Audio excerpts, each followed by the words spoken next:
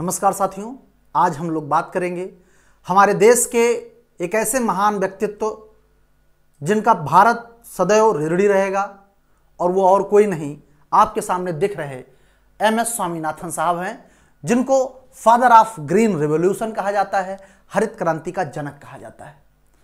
कल यानी 28 सितंबर 2023 हम सब के लिए वो दुखद घड़ी थी जब हमने भारत को भूखे नंगों के देश से एक कृषि प्रधान देश में बदलने वाले को खो दिया।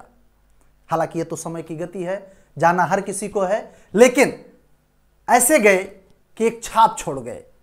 आज उन्हीं के बारे में कुछ महत्वपूर्ण बातों पे चर्चा करने के लिए मैं आपके साथ जुड़ रहा हूं। वाकया है कि भारत में हरित क्रांति का जनक वैज्ञानिक एमएस स्वामीनाथन को माना जाता है और 98 वर्ष की आयु में इनका निधन हो गया। स्वामीनाथन को अपनी खोज के लिए भारत ही नहीं, पूरे दुनिया में इनका एक गजब का रुतबा रहा, गजब का शुमार रहा। आपको बता दें कि उन्हें 1967 में पद्मश्री, 1972 में पद्म भूषण और 1989 में पद्म विभूषण से सम्मानित किया गया। कृषि वैज्ञानिक एमएस स्वामीनाथन को फादर ऑफ ग्रीन रेवोल्यूशन यानी आपको हरित क्रांति का पिता या जनक भी कहा जाता है। अगर बात किया जाए 7 अगस्त 1925 को तमिलनाडु के कुंभकोणम में जन्मे एमएस स्वामीनाथन पौधों के जेनेटिक वैज्ञानिक थे। उन्होंने 1966 में मैक्सिको के बीज को, जो बौनी किस्म थी, उसको पंजाब के घरेलू किस्मों के साथ मिश्रित करके उच्च उत्पादन वाले गेहूं के संकर बीज विकसित किए थे। लंदन की रॉयल सोसाइटी सहित विश्व के 14 विज्ञान परिषदों ने एमएस स्वामीनाथन को अपना मानद सदस्य चुना। इस बात से भी हम इनके व्यक्तित्व को पहचान सकते हैं। अनेक विश्वविद्यालयों ने डॉक्टरेट की उपाधि से उन्हें सम्मानित भी किया। स्वामीनाथन द्वारा प्राप्त किए गए सम्मान व पुरस्कार इस प्रकार हैं, जिनको हम लोग एक एक करके परीक्षा उपयोगी दृष्टि से देखने का भी प्रयास करेंगे। तो देखते हैं कि क्या क्या चीजें हैं। आपको मैं बता दूं कि इन्हें 1971 में सामुदायिक नेतृत्व के लिए मैग्सेसे पुरस्कार दिया गया। 1986 में अल्बर्ट आइंस्टीन वर्ल्ड साइंस पुरस्कार दिया गया। 1987 में विश्व खाद्य पुरस्कार तथा 91 में अमेरिका ने इन्हें टाइलर पुरस्कार दिया।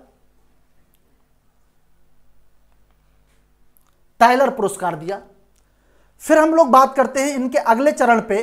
1994 में पर्यावरण तकनीकी के लिए जापान का होंडा पुरस्कार भी इनको प्राप्त हुआ। 1997 में फ्रांस का order du merit agricole award इनको कृषि में योग्यता क्रम के अनुसार इनको प्राप्त हुआ।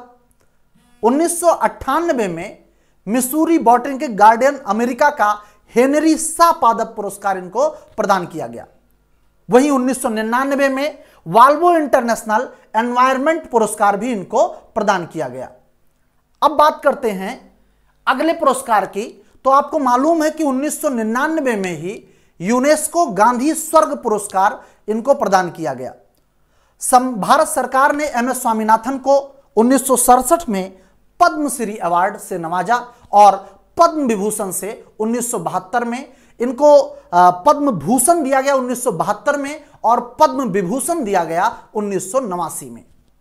अब आइए थोड़ा और बात करें। बड़ी रोचक कहानी है। आपको मैं बता दूं कि एमएस स्वामीनाथन बचपन में डॉक्टर बनना चाहते थे, लेकिन डॉक्टरी में एडमिशन भी ले लिया और उसी टाइम पे बंगाल में अकाल फैल गया।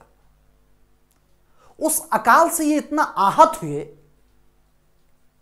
कि इन्होंने ये ठान लिया कि अब मैं एग्रीकल्चर के सेक्टर में ही काम करूंगा।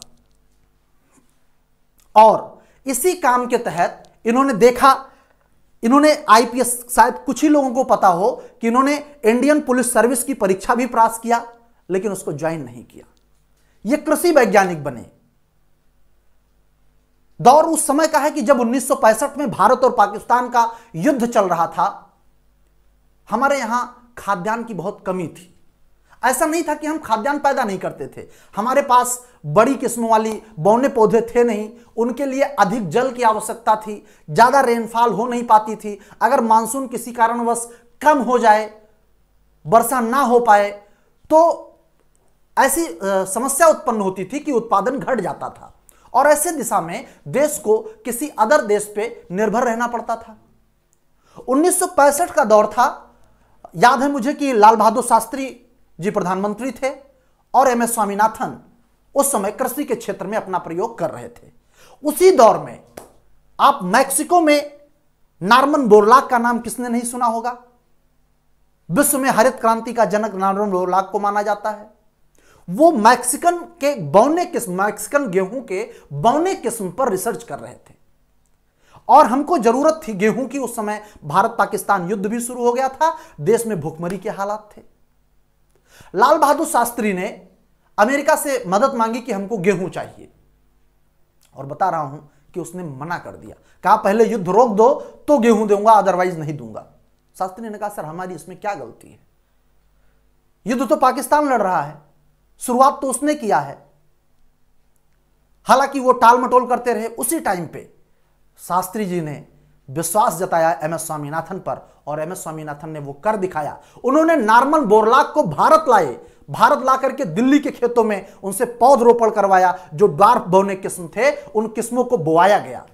आप देखने को पाओगे कि एम एस स्वामीनाथन का ये व्यक्तित्व जो था वो नॉर्मन बोरलाग सहित विश्व के तमाम वैज्ञानिक उनके तरफ आकर्षित हुए और एक समय ऐसा निकला कि भारत ने भी मैक्सिकन बौने किस्म की तरह पे, जैसे आपने सोनालिका का नाम सुना होगा, आपने अन्य गेहूं के किस्मों के जो हाइब्रिड किस्म हैं उनके बारे में नाम सुना होगा। ये सारी किस्में जो है नॉर्मन बोरलाग के परामर्श से या सहयोग से कह लीजिए या एम एस स्वामीनाथन के द्वारा ये चीजें की गई और आज भारत कृषि प्रधान देश है तो वो स्वामीनाथन के बदौलत ही है। हम सम्मान के स्वरूप उनको पूरे जीवन और हमारे आने वाली पीढ़ियां भी उनको हमेशा याद रखेंगी। भारत हरित क्रांति के क्षेत्र में सुदृढ़ बना तो वो स्वामीनाथन जी की कह लीजिए कि एक बहुत ही सराहनीय कार्य था। मिलते हैं फिर किसी नए व्यक्तित्व के साथ में, तब तक आप लोग अपना ख्याल रखें। थैंक यू, जय हिंद।